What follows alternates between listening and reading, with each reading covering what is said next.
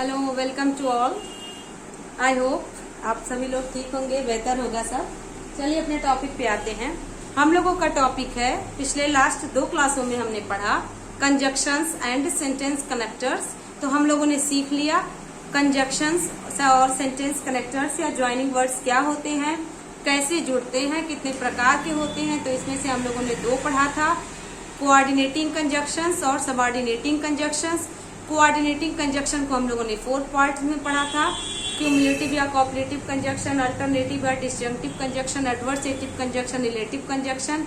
और कल की क्लास में हम लोगों ने पढ़ा था, पिछले क्लास में, सबऑर्डिनेटिंग कंजक्शन, जिसमें हम लोगों ने एडवर्ब क्लॉज को दर्शाने के लिए कौन कौन से कंजक्शन यूज होते हैं, टाइम वाले, मैनर वाले, पर्पज वाले, कंडीशन वाले, कंपैरिजन वाले, कंट्रास्ट वाले, मैनर वाले, ये सारे कंजक्शंस को कैसे यूज होते हैं, उसका क्या मीनिंग होता है, किसके साथ क्या ऐड होता है, क्या नहीं ऐड होता है, व्हाटएवर हम लोगों ने सब कुछ सीख लिया था।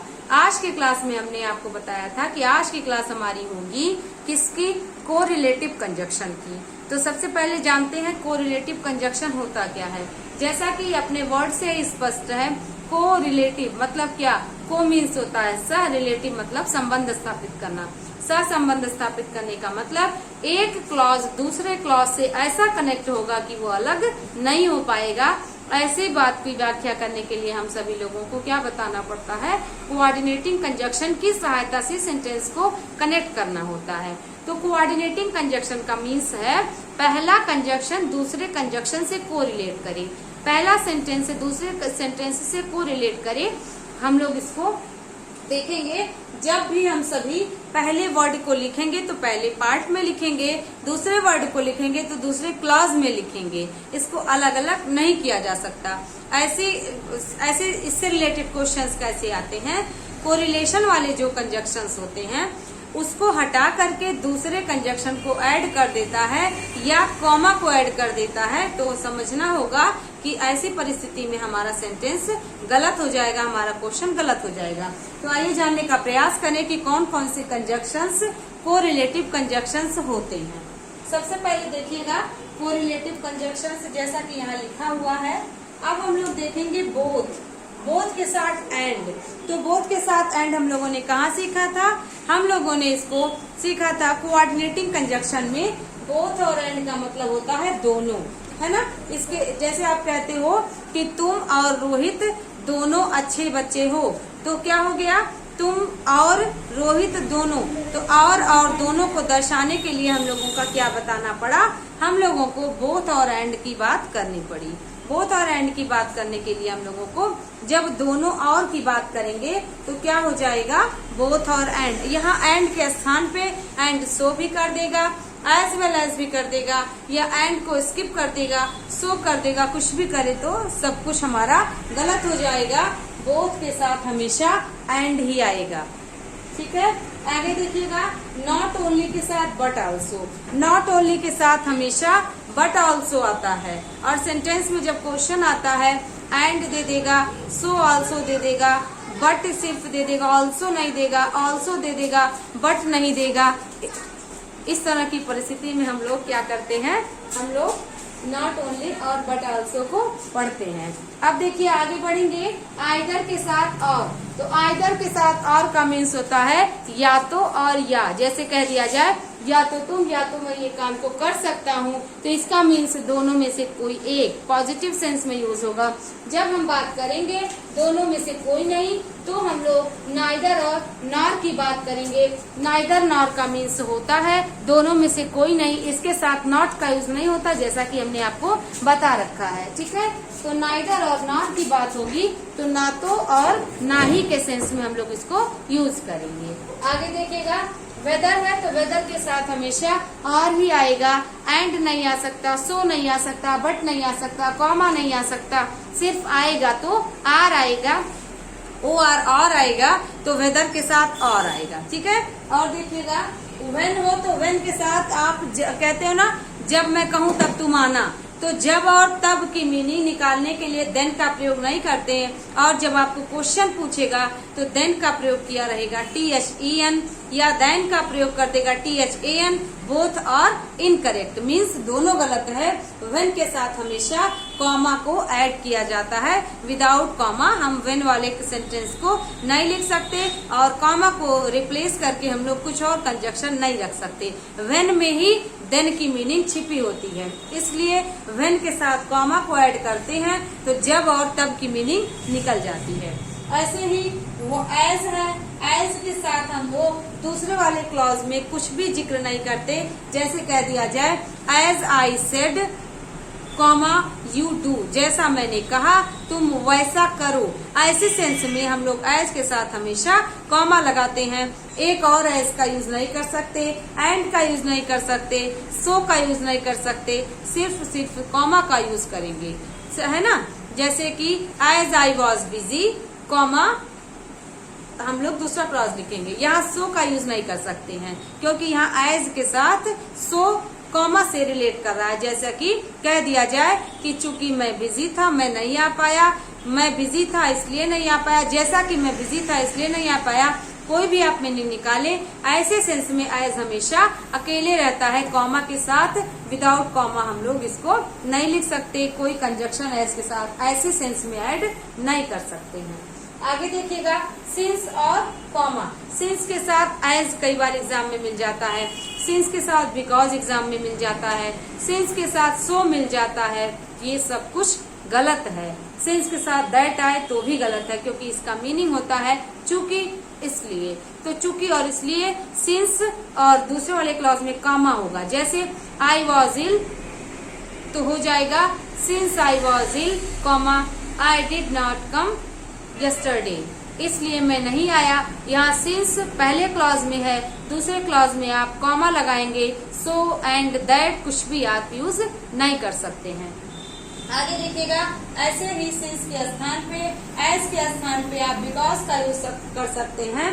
बिकॉज वाले क्लॉज में भी कॉमा का यूज नहीं करेंगे, हालांकि बिकॉज का यूज बीच में होता है, लेकिन यदि सेंटेंस के पहले भी लिखा हो तो आप इसको किस तरीके से लिख सकते हैं। जैसे अगर आप इसी सेंटेंस को लिख रहे हैं, since I was busy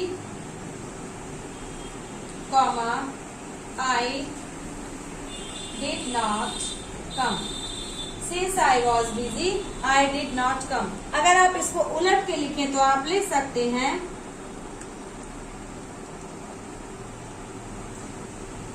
because I was busy comma I did not come, means वही हुआ आपका। जैसे आप कह रहे हो चूंकि मैं बिजी था इसलिए मैं नहीं आया या मैं नहीं आ पाया, तो आप यहाँ पे कह सकते हैं कि बिकॉज मतलब क्योंकि मैं बिजी था इसलिए नहीं आ पाया। इस तरीके के सेंस में हम लोग क्या युक्त करेंगे, हम लोग यहाँ पे सिंस को रिप्लेस करके हम लोग कॉमा लिख सकते हैं और सिंस को रिप्लेस करके हम लोग बिकॉज लिख सकते हैं। यहाँ पे सिंस और बिकॉज के स्थान पे एज का प्रयोग भी कर सकते हैं। एज आई वॉज बिजी तो हो जाएगा as I was busy comma I did not come. यहाँ पे हम लोग क्या नहीं कर सकते, सो नहीं कर सकते, एज नहीं कर सकते, दैट नहीं कर सकते। ऐसे सेंस में हम लोग बार बार एज का प्रयोग नहीं करेंगे, एंड का प्रयोग नहीं करेंगे, एज के साथ सो का प्रयोग नहीं करेंगे। इस बात को समझना होगा। और एग्जाम में ये सेंटेंस इस तरीके से बार बार आता है कि सेंटेंस में सिंस के साथ कोई न कोई, एज के साथ कोई न कोई और बिकॉज के साथ कोई न कोई कंजक्शन को लिख देता है, तो सब कुछ गलत हो जाएगा। ये लोग अकेले रहते हैं और इनके साथ लगेगा तो सिर्फ कॉमा लगेगा। आगे बढ़िएगा, व्हाइल है तो हमने आपको पिछले क्लास में बताया था कि व्हाइल और व्हेन का एक ही मीनिंग होता है। जब सेंटेंस में जब की मीनिंग बतानी हो तो हम लोग तब के सेंस में कॉमा लगा देते हैं, और जब की मीनिंग ना बतानी हो, एक साथ दोनों कार्य हो, तो यहाँ पे हम लोग व्हेन का प्रयोग ना करके व्हाइल का प्रयोग कर देते हैं। इसी प्रकार सेंटेंस में आता है व्हेन को के स्थान पे व्हाइल का प्रयोग, व्हाइल के स्थान पे व्हेन का प्रयोग हो तो आपको पता है सुटेबल वर्ड क्या होगा।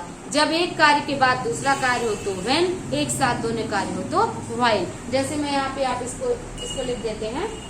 यहाँ देखिएगा ये वाला आप लोग नोट कर लिए होंगे, आप लोग को कंफर्म हो गया होगा, तो इसका हम लोग बता देते हैं। जैसे व्हेन और व्हाइल का प्रयोग, ये देखिएगा व्हाइल और व्हेन। जैसे आप कह सकते हैं इन सभी के साथ व्हाइल और व्हेन दोनों के साथ कॉमा ही ऐड होगा, देन का प्रयोग, एंड का प्रयोग, सो का प्रयोग, कोई भी कंजक्शन नहीं यूज कर सकते इसके साथ। कैसे समझेंगे इसको देख सकते हैं हम लोग। When I knocked at the door, you were sleeping। तो देखिए, जब मैंने दरवाजा खटखटाया तो तुम सो रहे थे, यानी कि मेरे दरवाजा खटखटाने पर तुम सो रहे थे, या आप कह सकते हो मैंने दरवाजा खटखटाया तो तुम चले गए। इस तरीके से सेंटेंस, यही सेंटेंस अगर ऐसे कहना हो, when I was reading the newspaper, comma you were studying your books। यहाँ देखिए एक साथ दोनों कार्य हो रहा है। एक तरफ व्यक्ति कह रहा है कि जब मैं न्यूज़पेपर पढ़ रहा था तो तुम अपनी किताबें पढ़ रहे थे, एक साथ दोनों कार्य हो रहा है। ऐसे सेंस में यहाँ पे हम लोग व्हेन का प्रयोग नहीं करेंगे, हम लोगों का करेक्ट यूज हो जाएगा व्हाइल। तो हम लोगों का ये व्हाइल करेक्ट है, व्हेन था तो इनकरेक्ट था। उसी प्रकार से अगर यहाँ पे व्हेन के स्थान पे व्हाइल कर दिया होता तो भी सेंटेंस हमारा क्या है, व्हाइल यहाँ पे गलत है, व्हेन यहाँ पे सही है। इस बात को आप समझिएगा, व्हेन और व्हाइल में यही अंतर है।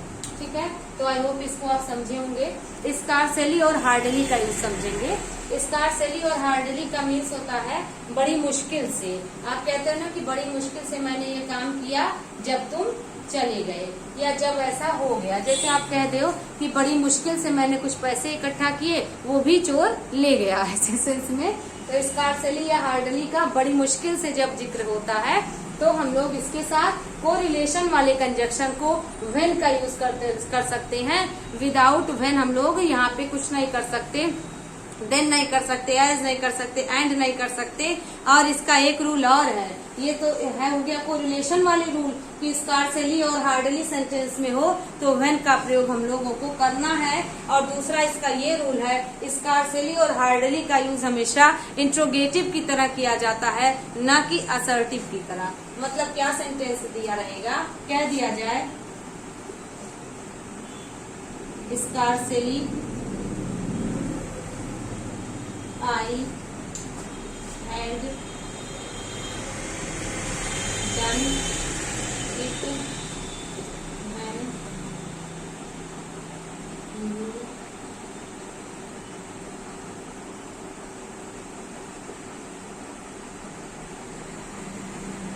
destroyed। क्या दे रही है, स्कार्सली आई हैड डन, बड़ी मुश्किल से मैंने इस कार्य को किया कि तुम इसको बर्बाद कर दिए, डिस्ट्रॉय कर दिए। तो यहाँ व्हेन का प्रयोग तो सही है, लेकिन स्कार्सली का प्रयोग इंट्रोगेटिव की तरह होता है। ये हैड यहाँ होना चाहिए था और आई यहाँ होना चाहिए था। मतलब इसका करेक्ट यूज क्या हो जाएगा, scarcely had I done it.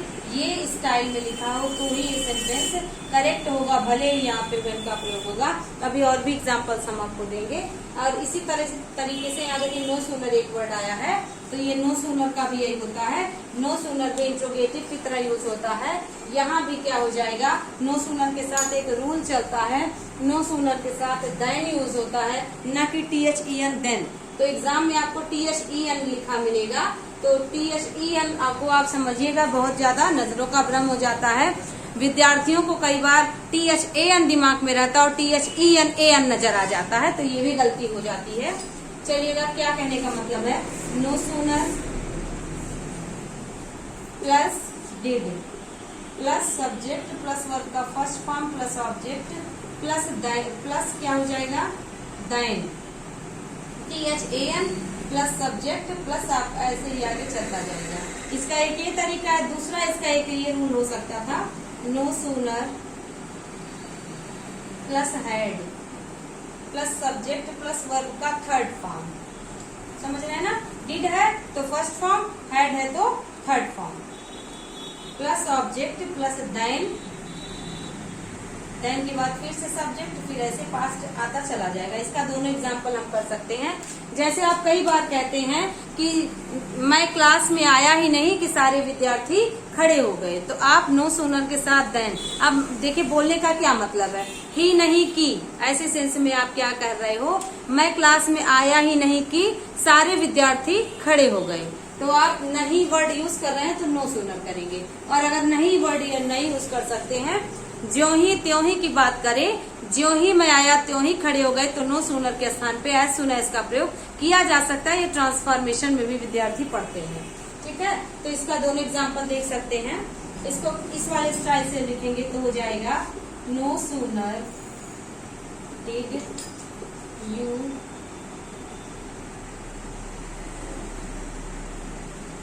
Come then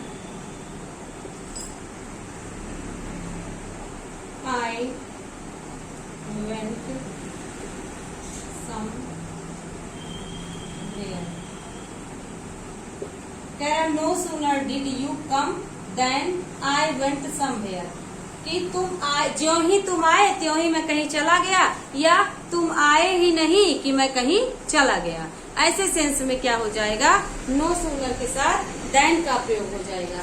यही सेंटेंस अगर हैड लगा के लिखते तो यहाँ कम का थर्ड फॉर्म भी कम होता है, तो यहाँ पे हम लोग हैड लिख सकते थे। इसका हम लोग ऐसे समझ सकते हैं कि यही सेंटेंस अगर ऐसे लिखते हम लोग, no sooner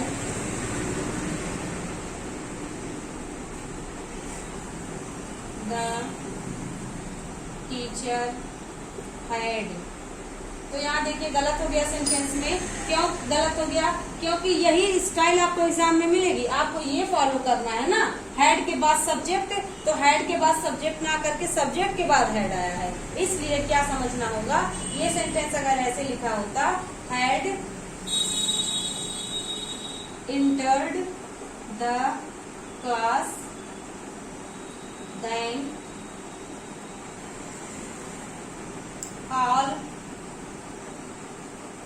students were stood up, या वरना लगा के स्टूड अप कर ले, मतलब सारे विद्यार्थी खड़े हो गए। तो ये इनकरेक्ट है, इसका करेक्शन आपने यहाँ सीख लिया है कि ये स्टाइल रहेगी, after had we will use subject. कैसे समझेंगे देखिएगा, इसको हम ऐसे समझ सकते हैं।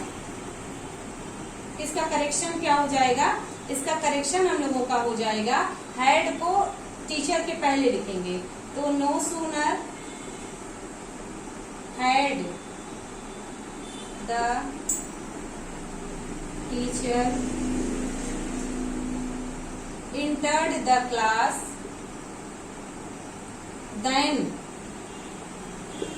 as भी मिल सकता था, गलत है, as then all students stood up, teacher class में stood up, टीचर क्लास में एंट्री ही नहीं किए कि सभी विद्यार्थी स्टैंड अप हो गए, सभी विद्यार्थी खड़े हो गए। इस सेंस में हम लोग इसका इस तरह से यूज करेंगे, समझेंगे। ये नोट डाउन कर लीजिएगा, एग्जाम में आता है बार बार। नो सूनर का करेक्ट यूज और नो सूनर के साथ देन का यूज बार बार एग्जाम में पूछा जाता है। आगे देखिएगा, ये हो गया नो सूनर। नो सूनर के स्थान पे हम लोग एज सून एज का प्रयोग ऐसे कर सकते थे, as soon as Ravi entered the room, comma his friend scolded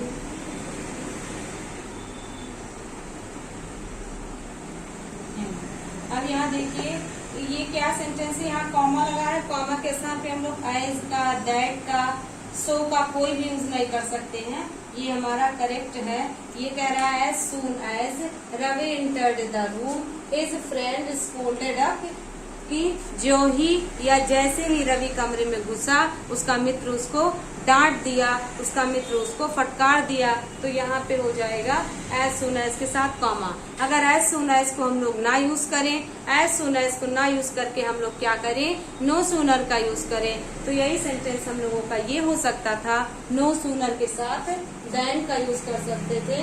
तो यही सेंटेंस हम लोग ऐसे लिखते, no sooner did Ravi enter the room then his friend scolded him। इस तरीके से हम लोग यूज कर सकते थे। या हम लोग अगर ऐसा ना करें तो हम लोग क्या यूज कर सकते हैं, हम लोग इसको no sooner did Ravi enter the room then his friend scolded him के स्थान पे हम लोग क्या कर सकते हैं, यहाँ पे डिड के स्थान पे हम लोग यहाँ पे हैड का यूज कर सकते हैं। हैड का यूज कैसे करेंगे उसको भी देखा जाए। देखिए डिड है ना, अगर डिड को हम लोग रिप्लेस करेंगे तो डिड के स्थान पे हम लोग हैड का यूज कर सकते हैं, लेकिन इंटर को हम लोगों को ईडी करना पड़ेगा, इंटर्ड करना पड़ेगा। उसको भी हम लोग देख सकते हैं। यही सेंटेंस इस तरीके से करेक्ट है। अगर ये करेक्शन वाली स्टाइल को नहीं करेंगे तो हम लोग यहाँ हैड को कर सकते हैं। Let's see, no sooner had Ravi entered the room then his friends scolded him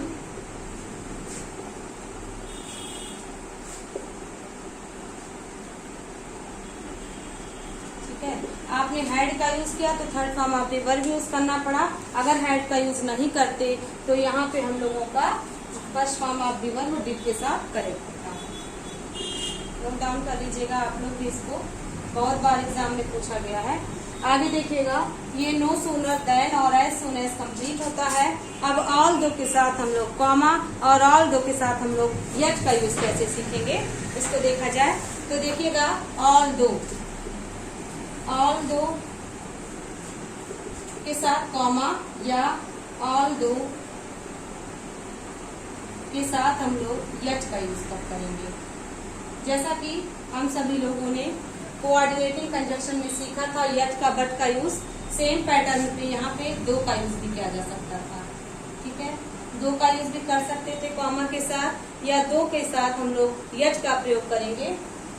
comma को अगर हटा देंगे तो दो के साथ हम लोगों का येट का प्रयोग हो जाएगा। ठीक है, इसके एग्जाम्पल्स हम लोग देख सकते हैं। कई बार सेंटेंस में आ जाता है तो येट को हटा करके बट का यूज या एंड का यूज दे देता है एग्जाम में, तो समझेंगे यहाँ पे येट को ही रखना है। We can not use but, still, और you can say both and so, कुछ भी नहीं यूज कर सकते, only we can use yet. इसके कुछ एग्जाम्पल्स देखिएगा।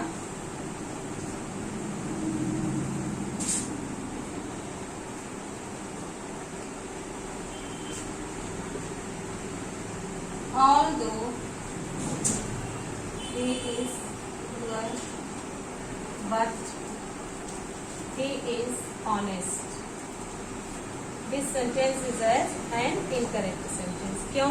क्योंकि आपको बताया गया है कि यहाँ पे हम लोग सिर्फ यूज कर सकते हैं। तो किसका यूज कर सकते हैं? सिर्फ हम लोग येट का यूज कर सकते हैं। हम लोग यहाँ बट का यूज, एंड का यूज कुछ भी यूज नहीं कर सकते हैं। ठीक है, तो चलिए समझेंगे।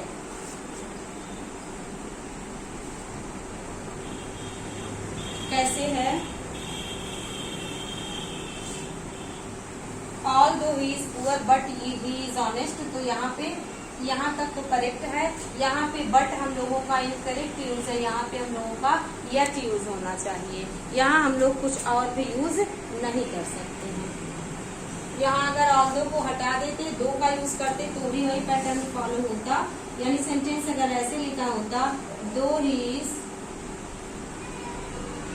poor yet he is honest, तो ये भी हम लोगों का करेक्ट होता, क्योंकि यहाँ yet को हम लोग हटा नहीं सकते।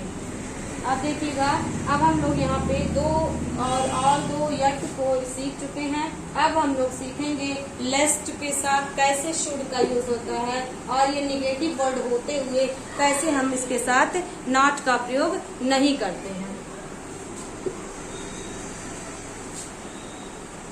लेस्ट के साथ, लेस्ट को कहते हैं कहीं ऐसा ना हो, तो इसका क्या एग्जाम्पल होगा देखिएगा। कई बार हम लोग कहते हैं walk fast lest you should not get late, इस तरीके से बोल सकते हैं हम लोग। या हम लोग कई बार बोलते हैं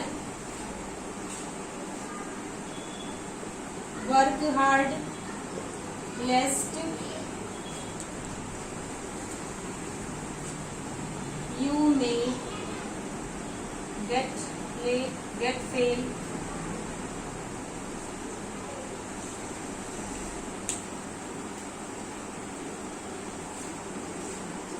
work hard लेस्ट you will fail,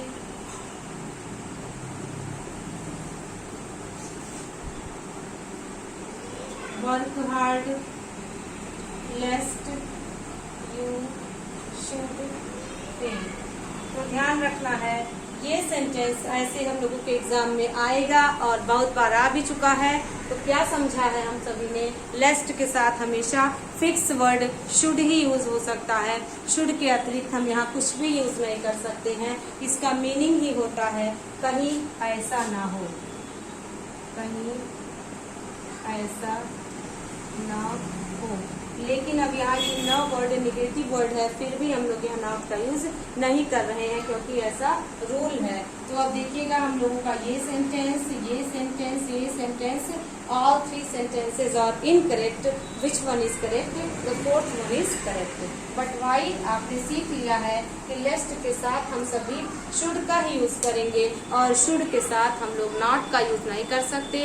should के स्थान पर भी किसी चीज का यूज नहीं कर सकते हैं। will का यूज नहीं कर सकते, may का यूज नहीं कर सकते, might का यूज नहीं कर सकते। We cannot use anything. We will use always should because of lest. Okay? तो ये कंफर्म है। तो ये इससे रिलेटेड एग्जाम में कई बार क्वेश्चंस आए हैं, तो आप इसको बहुत ध्यान से पढ़िएगा।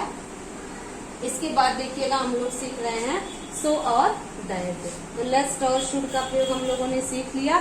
सो दैट देखिए ऐसे लिखा है, सो दैट ऐसे लिखा है, और सो दैट को कैसे सीखेंगे। देखिए एक सो होता है, इसके साथ दैट होता है। इसका मीनिंग क्या होता है, इतना और की मीनिंग होता है। चलिए देखिएगा इसका क्या है। जैसे कह सकते हैं he is so weak that he can not do it. एक सेंटेंस ये लिखा है। एक सेंटेंस हम लोग लिख सकते हैं You are so strong that you cannot leave it.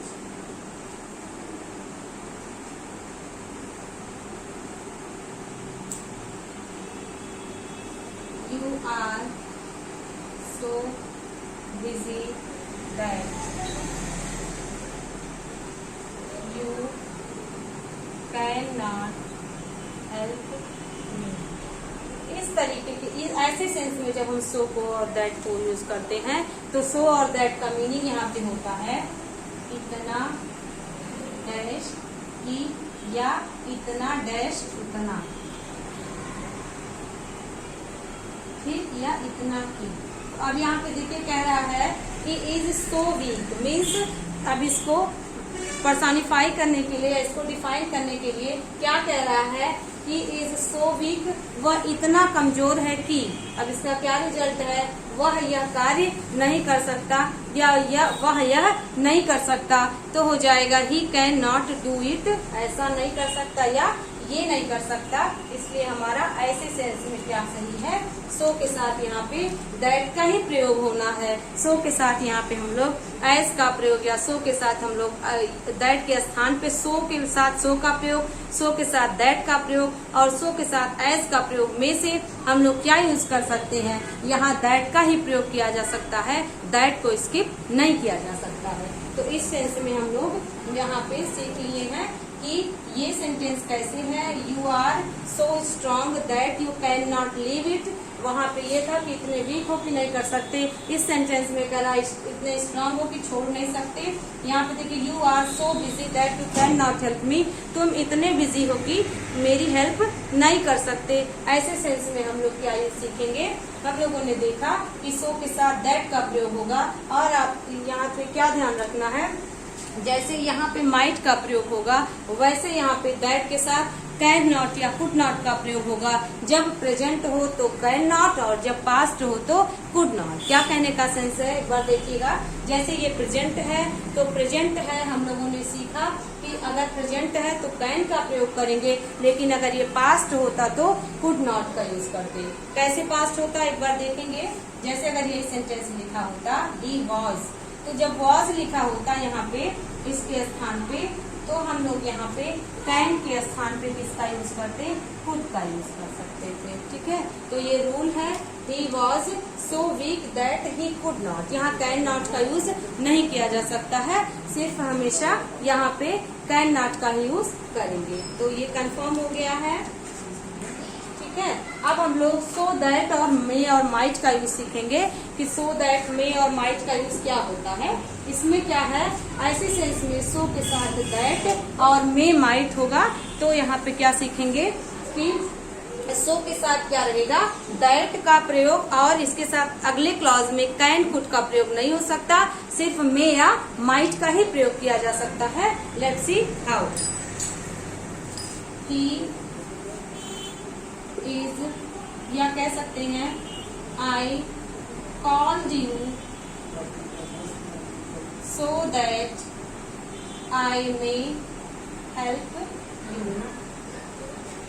I called you so that I may help you, ये सेंटेंस हमारा इनकरेक्ट सेंटेंस है। ये सेंटेंस हमारा क्यों इनकरेक्ट है, क्योंकि हमने आपको बताया कि जब प्रेजेंट की बात होगी तो हम लोग यहाँ पे भी प्रेजेंट मिलेगा और पास्ट की बात होगी तो दोनों क्लॉज में पास्ट मिलेगा।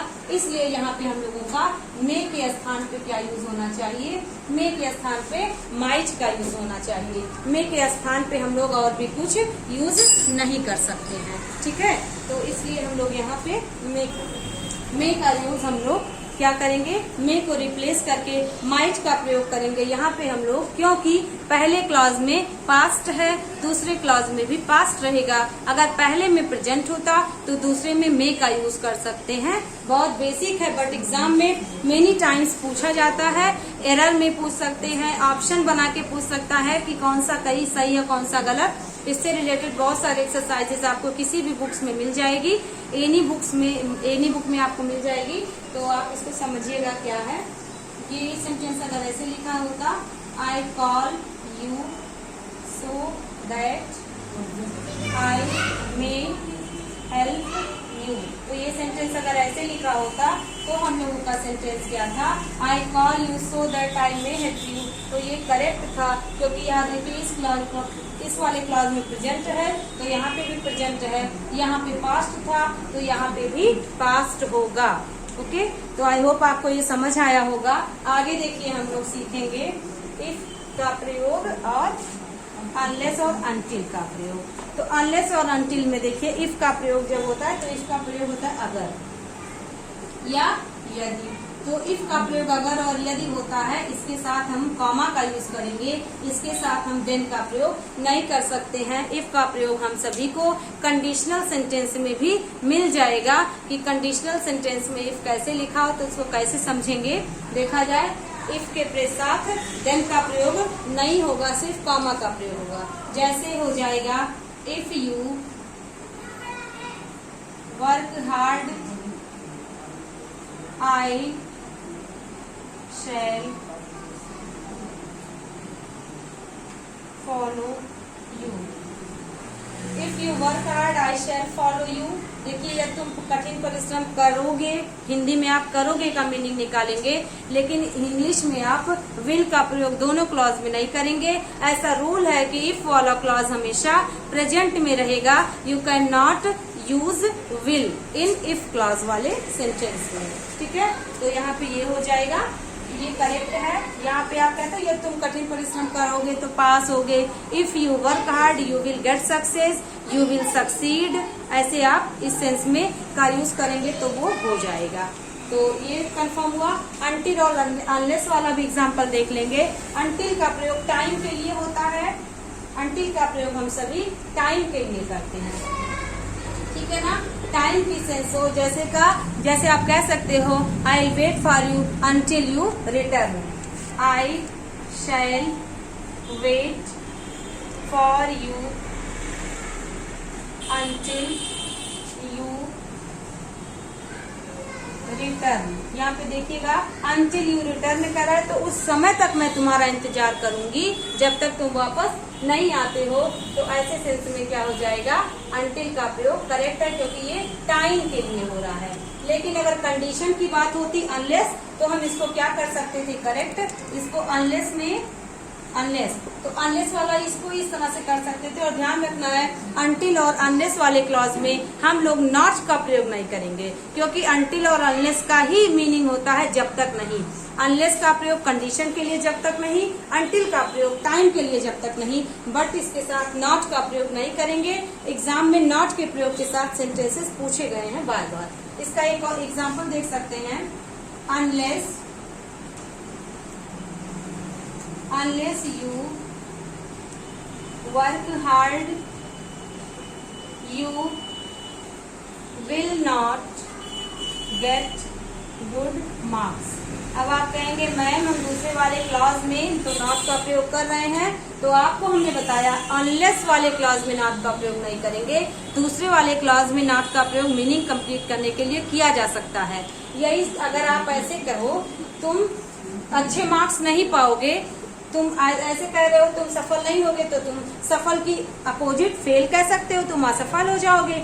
लेकिन अनलेस वाले क्लॉज में नॉट का प्रयोग नहीं करना है। मतलब यही सेंटेंस अगर एग्जाम में ऐसे मिलता है, मिला भी है कई बार, unless you do not work hard, तो ये सेंटेंस हमारा you do not work hard, ये पूरा सेंटेंस हमारा गलत है। इसका सही करेक्शन हो जाएगा, प्रेजेंट हो जाएगा। अनलेस यू वर्क हार्ड तो हो जाएगा अनलेस यू वर्क हार्ड। यहाँ पे डू नॉट को क्या कर दिया जाएगा, डू नॉट को स्किप कर दिया जाएगा और प्रेजेंट इंडिफिनिट ये हम लोग निगेटिव में ना करके प्रेजेंट इंडिफिनिट अफर्मेटिव करेंगे। तो आई होप आपको ये कंजक्शन का सबऑर्डिनेटिंग कंजक्शन, कोऑर्डिनेटिंग कंजक्शन और कोरिलेटिव कंजक्शन का ये क्लास समझ आया होगा। अच्छे से नोट्स बनाइएगा। आज की क्लास यही कंप्लीट होती है। मिलते हैं नेक्स्ट टॉपिक में अच्छी टॉपिक के साथ। Thank you.